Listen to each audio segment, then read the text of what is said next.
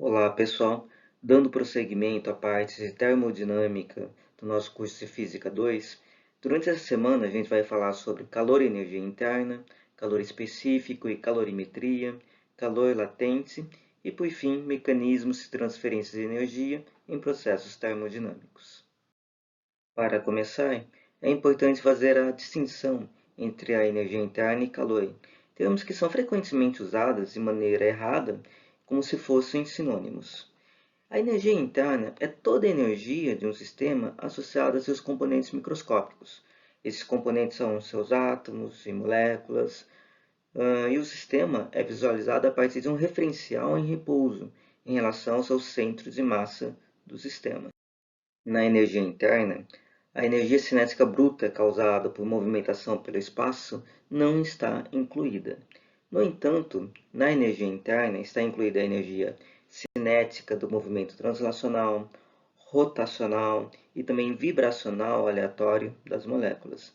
E na energia interna também está incluída a energia potencial entre as moléculas, por exemplo, a energia vibracional potencial associada à força entre átomos em moléculas e também a energia elétrica potencial associada às forças entre moléculas. Se a energia interna é toda a energia de um sistema associada a seus componentes microscópicos, o calor é definido como a transferência de energia através do limite de um sistema devido à diferença de temperatura entre os sistemas e seus arredores. Então, o termo calor também é usado para representar a quantidade de energia transferida por esse método. Então, aqui eu tenho, por exemplo, dois objetos, A e B, sendo que a temperatura em A é maior do que a temperatura em B. Sendo assim, há uma transferência líquida de calor espontaneamente do objeto mais quente para o objeto mais frio.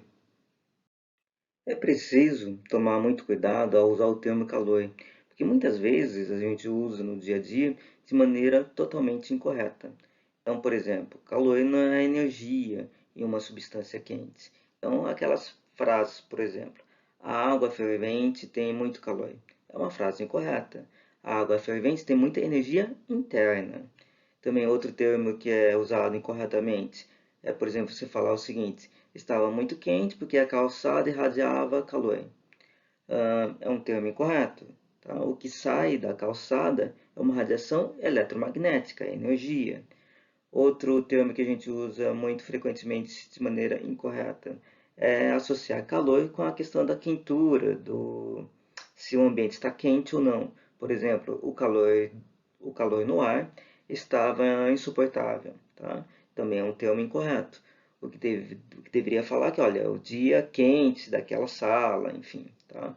Então, o ar vai ter uma temperatura. Não é que ela tem calor, ela vai ter uma temperatura, ok?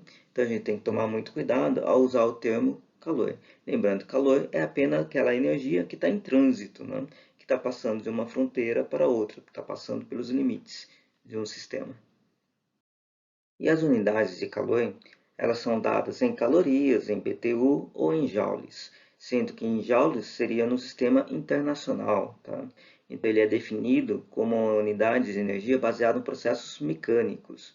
Mas quando a, a questão da termodinâmica, os processos termodinâmicos e os mecânicos, eles não eram relacionados, então outras duas unidades eram também usadas com mais frequência, que seria a caloria e o BTU. E por questões usuais, talvez a caloria seja muito usada, inclusive até hoje. Tá? Então, a caloria, por exemplo, é a quantidade de energia transferida que aumentaria a temperatura de 1 grama de água de 14,5 graus Celsius para 15,5 graus Celsius. Então, calorias está inclusive muito em rótulos de alimentos. Outra unidade, mas que não é muito usual, é o BTU, que geralmente a gente usa, pelo menos no Brasil, na hora só de comprar ar-condicionados, que você vê qual que seria a energia, né, daquele aparelho. E as relações entre essas unidades estão apresentadas aqui nessa tabela, tá? Sendo que, por exemplo, uma caloria equivale a 4,186 joules. Então, talvez essa que seria a conversão mais usual que a gente vai fazer, tá? Que seria de caloria para joule. Uma coisa que tem que se tomar cuidado é olhar, né, observar que calorias com C minúsculo, ele é diferente de calorias com C maiúsculo, tá? Então, por exemplo, quando a gente ouve, geralmente na TV, que a alimentação de uma pessoa saudável tem que ser em torno de 2.000 calorias, aquelas 2.000 calorias está se referindo a C maiúsculo, tá? Ou seja, que seria 2.000 quilocalorias, tá? Então, que é diferente de calorias com C minúsculo, que é geralmente usada em física, tá? Então, a caloria que você conhece, que está geralmente relacionada aos alimentos, não é a mesma que a caloria térmica. A caloria alimentar, abreviada com C maiúsculo, é definida como uma caloria alimentar é igual a uma calorias, né, que é C maiúsculo, que é igual a 1.000 calorias, que é igual a 1 quilocalorias, que consequentemente vai ser igual a 4.186 joules. Um experimento muito importante foi feito pelo Joule, que ele mostra a relação entre a energia em processos térmicos e mecânicos. Então, a configuração do experimento é esse aqui mostrado ao lado, tá? Onde tem aqui duas massas, que conforme elas vão caindo, elas fazem girar umas pás que estão dentro desse recipiente. Então, a diminuição da energia potencial associada, né, do sistema à medida que os blocos caem, equivale ao trabalho realizado pela roda de pás nessa água, dentro dessa água. E Joule descobriu que é necessário aproximadamente 4,18 joules de energia mecânica para elevar a água em 1 grau Celsius. Posteriormente, medições mais precisas determinaram a quantidade de energia mecânica necessária para elevar a temperatura da água de 14,5 graus Celsius para 15,5 graus Celsius. E aí a gente tem uma equivalência que uma caloria é igual a 4,186 joules. Esse experimento é conhecido como equivalente mecânico do calor. Um nome mais apropriado seria equivalência entre a energia mecânica e a energia interna. Mas o fato é que esse nome histórico acabou ficando arraigado. E no vídeo a seguir é mostrado esse experimento, né, que o Joule executou.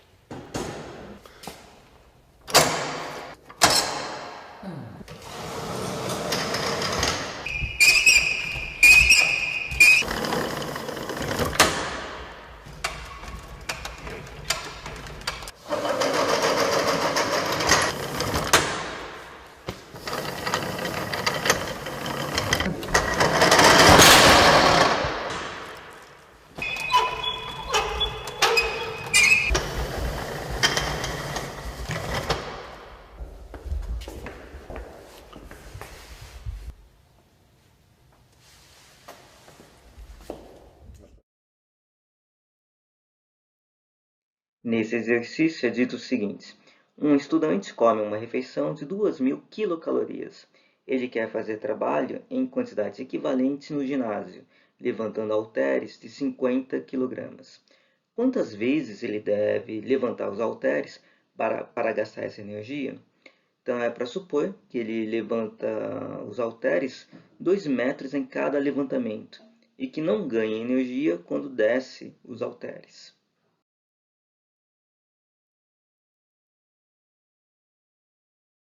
Dando continuidade ao conteúdo de transferência de energia, então vamos fazer uma análise assim, bem simples, tá? Que seria, por exemplo, quem aumenta primeiro a temperatura em 1 grau Celsius, supondo que seja fornecida a mesma taxa de quantidade de calor, 1 litro de água ou 2 litros de água, e qual esfria primeiro. Enfim, todo mundo que já colocou água para ferver sabe que, olha, um volume menor de água, ele vai aquecer muito mais rapidamente do que um volume muito maior de água, tá? Supondo que seja colocada a mesma taxa de energia, ou seja, se eu estiver colocando lá no fogo baixo 1 litro de água e 2 litros de água, vai aquecer primeiro 1 litro de água. E quem vai resfriar primeiro? Obviamente também 1 litro de água vai perder calor, né? E ela vai perder energia mais rapidamente do que 2 litros de água. Corpos diferentes necessitam de diferentes quantidades de calor para elevar sua temperatura então em 1 grau Celsius. Então aquilo que eu tinha falado para vocês. Então 1 litro de água aquece primeiro e esfria primeiro também. E como a gente pode colocar isso através de uma equação? Então eu teria aqui que a C, que seria a capacidade térmica, vai ser igual à variação da quantidade de calor dividido pela variação de temperatura. E a capacidade térmica de uma amostra é definido como a quantidade de energia necessária para elevar a temperatura daquela amostra em 1 grau Celsius. Se a energia, que eu estou chamando aqui de Q, tá, produz uma mudança de temperatura ΔT, então essa quantidade de calor vai ser igual à capacidade térmica vezes a variação de temperatura, sendo que a capacidade térmica estou representando com C maiúsculo. Já as diferentes sensações térmicas que temos de corpos em um mesmo ambiente, recebendo a mesma quantidade de calor, no mesmo intervalo de tempo, são explicadas pela natureza de cada material. Isso significa que, para elevar em 1 grau Celsius a temperatura de 1 grama, cada material necessita de uma quantidade diferente de calor, definido como calor específico do material. Então, o calor específico do material é a capacidade térmica dividido pela massa. Sendo assim, se a capacidade térmica é uma característica do corpo, tá? Então, por exemplo, o volume de 1 litro de água aquece mais rapidamente do que um volume de 2 litros de água, sendo fornecida a mesma quantidade de energia. No entanto, tá? A característica específica da substância água é a mesma, porque eu estou tendo a capacidade térmica dividido pela massa. O calor específico de qualquer substância, ele vai ser definido como a quantidade de calor necessária para alterar a temperatura de uma unidade de massa da substância em 1 grau Celsius. Então, no caso aqui da água, para elevar 1 grama de água em 1 grau Celsius, é necessária 1 caloria. E a capacidade térmica, então a gente tinha visto que vai ser igual a Q, que é a quantidade de calor dividido pela variação de temperatura, eu posso reescrever como Q, né, igual a capacidade térmica vezes a variação de temperatura. Agora vamos fazer uma substituição nessa capacidade térmica, usando o calor específico. Lembrando então, que calor específico é igual a capacidade térmica dividido pela massa, consequentemente a capacidade térmica é igual a calor específico vezes a massa, então eu posso pegar esse C e substituir na equação. Então eu vou obter aquela equação famosa, né, que seria Q igual a mc ΔT. Então isso aqui seria a quantidade de calor, tá? É a quantidade de energia térmica recebida ou cedida por um corpo, exclusivamente para variar a sua temperatura. Então, isso aqui seria a quantidade de calor, também conhecido como calor sensível. Lembrando que a capacidade térmica, geralmente, o calor específico, tá? Então, geralmente, ele é dado em caloria por grama por grau Celsius. No entanto, também você vai encontrar no sistema internacional. Então, ficaria em joule por quilograma vezes Kelvin. E sendo que essa unidade de calor, né, que é a quantidade de calor, ele pode ser fornecida, pode ser dada tanto em calorias ou em joule. Lembrando que uma caloria é aproximadamente 4,18 joules. No entanto, um erro muito frequente, né, que você tem que evitar é colocar, por exemplo, essa quantidade de calor em joules e usar aqui o calor específico, né, que tem uma unidade em caloria por grama graus Celsius. Então, você vai ter que, se trabalhar aqui essa quantidade de calor em joules, então o calor específico, né, ele também vai ter que estar na unidade do Sistema Internacional. Nessa tabela estão apresentados alguns calores específicos de algumas substâncias. Aqui temos alguns elementos, alguns sólidos, né? O gás, no caso o vapor de água, e aqui alguns líquidos. Nessa tabela estão apresentados valores tanto para o sistema internacional, né, do calor específico, ou seja, joule por quilograma grau Celsius, como também para calorias por grama grau Celsius.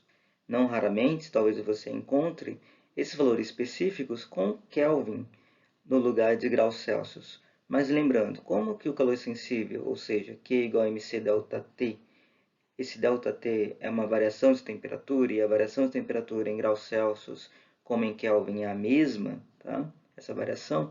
Então, tanto faz ter aqui o grau Celsius como Kelvin. Então, não teria grande importância.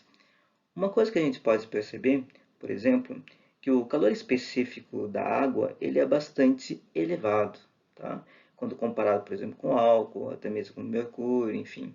Então ele tem um calor específico bastante elevado quando comparado com os demais dessa tabela. O que isso significa? Isso significa que a água, né, tem que fornecer muita quantidade de energia na água, muita quantidade de calor, para que a temperatura aumente da água. Da mesma maneira que ele vai ter que gastar muito mais tempo, né, no caso, para perder essa quantidade de calor que ele conseguiu armazenar. Algumas vezes é mais conveniente descrever a quantidade de uma substância, tá, em termos de moles, ou seja, em N, tá, em vez de especificar a massa do material. Então, a massa total M de um material, como a gente já tinha visto em aulas anteriores, é igual à massa molecular vezes o número de mols. Tá? Então, massa é igual ao número de mols vezes a massa molecular, ou a massa molar. Sabendo, então, que Q é igual a mc delta T, a gente pode reescrever isso da seguinte maneira, que Q é igual a N vezes a massa molecular vezes o calor específico vezes delta T. E esse produto aqui, Mc, tá, denomina-se calor específico molar e ele será designado pela letra K maiúscula. Então, Q, que seria a quantidade de calor, né, vai ser igual a N, que é o número de mol, vezes K, que é essa massa molar vezes o calor específico, vezes a variação de temperatura. E o calor específico da água, em particular, ele tem uma influência muito grande, inclusive no clima. Tá? Então, por exemplo, o calor específico da água ele é muito elevado. Consequentemente, eu tenho que fornecer muita energia para conseguir elevar em 1 grau Celsius a água. Da mesma forma, a água, então ele faz acumular muita energia, ele demora também bastante para perder energia. Então, vamos ver aqui uma influência desse efeito. Olha só, no clima, tá? Se você pensar no Canadá, talvez, talvez a primeira imagem que a pessoa venha na cabeça, de repente, seja um local muito gelado, com metros de neve. Se a pessoa pensar na Europa, não que a Europa seja um país sempre quente, muito pelo contrário, mas você está longe de pensar na Europa como fosse a mesma coisa que o Canadá. No entanto, a gente pode ver aqui pela latitude, né? Tanto a Europa como o Canadá eles recebem praticamente a mesma quantidade de luz solar por quilômetro quadrado. Sendo assim, por que o Canadá ele tem metros de neve e na Europa geralmente não? Isso se deve à questão do calor específico da água. A corrente oceano-atlântica, conhecida como corrente do Golfo, ele leva a água quente aqui do Caribe, né, em direção ao Nordeste, retendo, devido ao calor específico da água ser elevado, né, retendo boa parte de sua energia interna até alcançar o norte do Oceano Atlântico, consequentemente aqui na costa da Europa. Em um filme, né, de ficção científica, mas que ele coloca lá uma teoria científica, que seria o filme Um Dia Depois de Amanhã, que era que, devido ao desequilíbrio climático, né, então ele afetava que as correntes marítimas. Consequentemente, não teria mais a circulação dessas correntes. Então, não iria mais a corrente quente, né, a corrente de água quente, aqui para a Europa. Consequentemente, o que aconteceria é que toda essa região aqui mais ao norte, ele se congelaria. Então, teria esse filme de ficção científica que ele aborda um pouquinho esse aspecto das correntes marítimas. Um outro exemplo de influência do calor específico na água, no clima, seria na questão dos ventos, próximo da praia, por exemplo. Na praia, né? Então aqui eu tenho a água, aqui eu tenho a terra. O calor específico da água é maior do que o da terra. Consequentemente, durante o dia, ele leva mais tempo para aquecer do que a terra. Tá? Então a terra, no caso, vai se aquecer mais rapidamente. E num ambiente mais quente, o que vai acontecer com o ar próximo dele? Vai se aquecer mais rapidamente do que o ar que está no mar. Sendo assim, esse ar quente ele vai subir, tá? Liberando espaço, no caso, para correntes de ar frio, né, que está sobre a água, vir para o continente. Consequentemente, eu vou ter uma brisa, né, vinda do mar para o continente. Já durante a noite, o inverso vai acontecer, já que a água que demorou mais tempo para aquecer também vai demorar mais tempo, né, para resfriar. Então, a água do mar vai estar mais quente do que o continente. Sendo assim, o ar em cima do mar, né, vai estar mais quente, então vai subir, né, vai ter uma densidade menor, então ele vai subir, dando espaço para a vinda do ar frio vindo do continente. Então, durante a noite, né, a tendência é ter um vento do continente para o mar.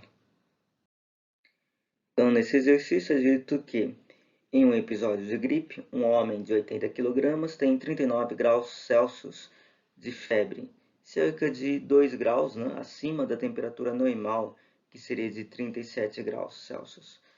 E, considerando que o corpo humano é constituído essencialmente de água, qual seria o calor necessário para produzir essa variação de temperatura?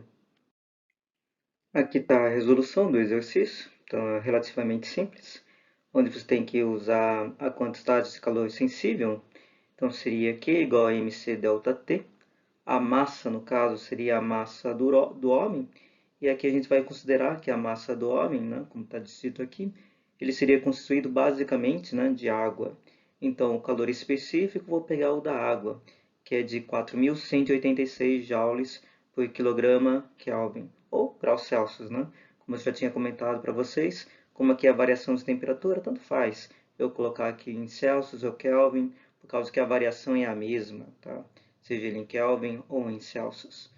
E a variação de temperatura, no caso, vai ser de 2 Kelvin ou de 2 Celsius, 2 graus Celsius. Sendo assim, a quantidade de calor, né, necessária para produzir aquela variação de temperatura seria de 6,7 vezes 10 a quinta joules. Nesse exercício é dito que um cowboy dispara uma bala de prata com velocidade de 200 metros por segundo contra a parede de um salão. Suponha que toda a energia interna gerada pelo impacto permaneça na bala. Qual é a sua variação de temperatura? E agora é para supor que o cowboy tenha suas balas pratas, né, acabadas, e que ele dispare agora uma bala de chumbo contra a parede com a mesma velocidade. E aí é perguntado, a variação de temperatura da bala será maior ou menor que quando ele estava atirando com a bala de prata? Aqui está a resolução do exercício, onde aqui está falando qual que seria a variação da temperatura, né? No caso, se o cowboy disparasse uma bala de prata com velocidade de 200 metros por segundo contra uma parede de um salão. E é para supor que toda a energia interna gerada pelo impacto permaneça na bala. Muito bem. Então, o que eu vou ter aqui é um sistema, né, que tem a variação da energia cinética devido à bala, né, mais a variação da energia interna, que no caso vai aquecer, né, no caso aqui a bala. Então, a soma das duas componentes, isso tem que ser igual a zero. Muito bem.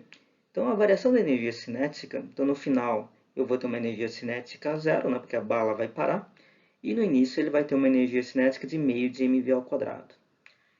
Já a variação da energia interna vai ser apenas, como aqui está falando, né, para aquecer a bala. Então, seria para permanecer na bala, então ele vai ficar na forma de calor, na forma de energia interna. Então, eu vou ter mais mc ΔT. Então, massa, calor específico, vezes a variação de temperatura. Ok, aqui eu vou só rearranjar os termos, né? Isolar a variação de temperatura. Então, a variação de temperatura vai ser igual a meio de mv ao quadrado dividido por mc. Eu posso cancelar, né? Cortar as massas. Então, a variação de temperatura vai ser igual a meio v ao quadrado sobre o calor específico. Muito bem. Já que a velocidade aqui está dada em metros por segundo, então vou adotar, né, no caso, a, o calor específico em joules no sistema internacional, joules por quilograma graus Celsius. E no caso aqui para a bala de prata, o valor é de 234 joules por quilograma graus Celsius. Sendo assim, a variação de temperatura, ao fazer a conta, eu vou encontrar que a variação de temperatura foi de 85,5 graus Celsius. E aí já no outro item, né, está falando para substituir, no caso a bala de prata pela bala de chumbo. Então eu vou partir, né, a partir dessa equação. Então aqui a única coisa que eu tenho que substituir é o calor específico. Ao invés de usar o H da prata, eu vou usar o de chumbo. O calor específico do chumbo é de 128 joules por quilograma graus Celsius. Sendo assim, eu vou encontrar que essa variação de temperatura, se fosse usada uma bala de chumbo, ia ser igual a 156 graus Celsius. Perceba também que no caso, né, que eu estou trabalhando aqui com energia cinética e essa energia cinética se transformando em energia interna, a massa, né, no caso aqui, não vai ter influência. Ele só vai ter uma influência que é, no caso, o material que eu estou utilizando e a velocidade de impacto.